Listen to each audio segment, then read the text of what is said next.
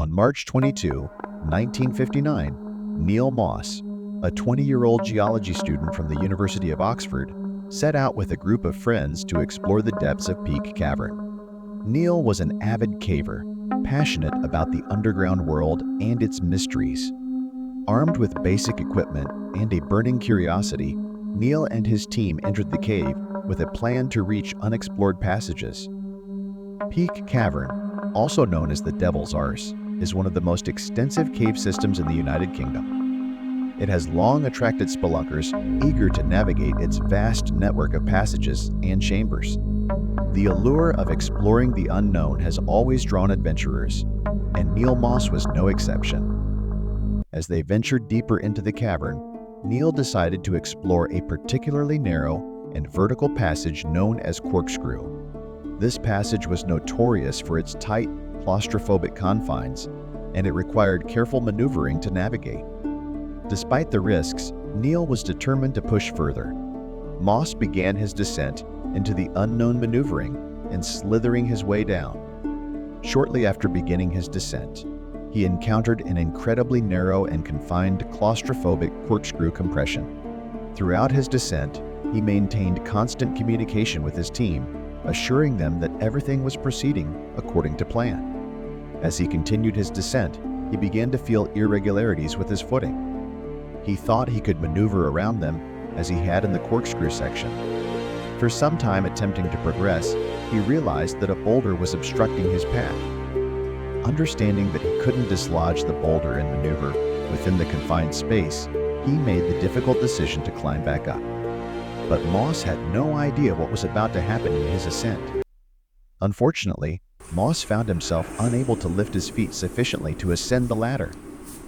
At a depth of around 1,000 feet, approximately 305 meters, into the cave, Neil Moss became wedged in a narrow vertical shaft, only 18 inches wide, and called out to others for assistance. Despite their efforts to lift Neil a few feet by pulling on the ladder, it became jammed between the narrow crevice and Moss's body. His position made it impossible for him to move either up or down. In a frantic moment of panic, his cries for help echoed from the depths of the abyss as he found himself trapped badly. Realizing the severity of the situation, his friends attempted to free him, but found their efforts futile. Neil's predicament quickly escalated into a desperate struggle for survival. Rescue teams were summoned, including experienced cavers and mining experts.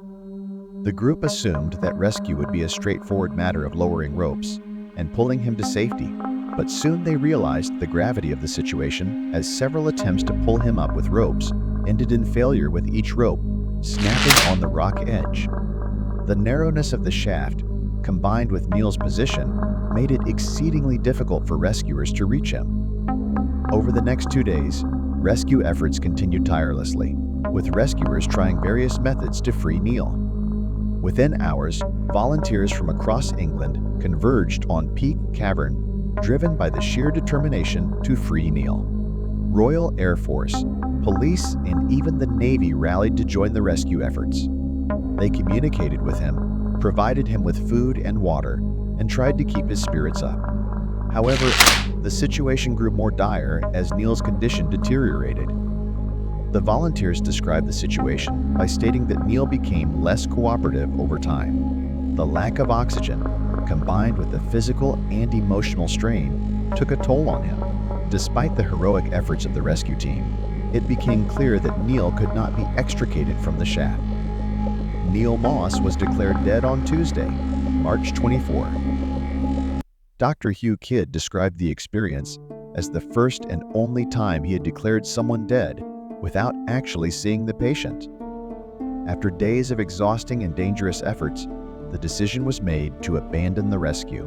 Neil Moss succumbed to asphyxiation, trapped in the depths of Peak Cavern. His body remains there to this day, a tragic reminder of the perils of cave exploration. The authorities made the difficult decision to seal off the shaft, where Neil was trapped, effectively entombing him within the cave. A plaque was later placed at the entrance of Peak Cavern in his memory, honoring his adventurous spirit and the tragic end he met. Neil Moss's tragic story serves as a sobering reminder of the dangers inherent in caving. Today, the stalagmite chamber is named Moss Chamber, in memory of the courageous young caver who tragically lost his life. What started as a thrilling journey into the underground world ended in a heartbreaking and chilling disaster. Stay safe, and until next time, keep venturing.